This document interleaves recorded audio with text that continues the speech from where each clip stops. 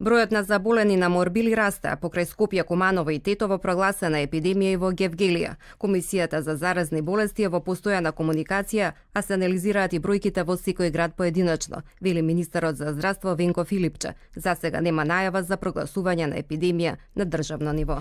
На инфективната клиника во овој момент се лекуваат 29 пациенти. Од нив 11 се возрастни и другите се деца. Тешки и комплицирани случаи има само кај возрастните.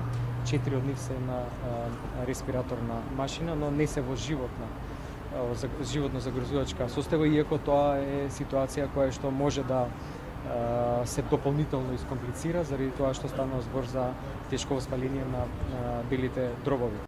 Во Скопје од 16.000 невакцинирани деца вакцина примиле 9.200, информираат од Институтот за јавно здравје. Тие велат дека загрижуваат бројките на невакцинирани деца во другите градови.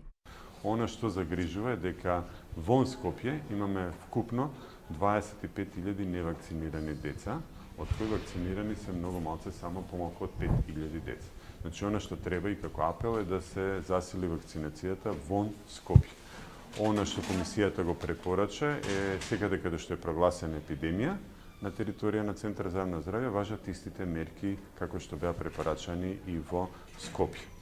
Од Институтот за јавно здравје во Тетово велат дека досега има пријавено 26 заболени лица од морбили со широк опсег на различни возрастни групи. Оттаму посочуваат дека опфатот на имунизација во руралните средини е поголем во однос на централното градско подрачје.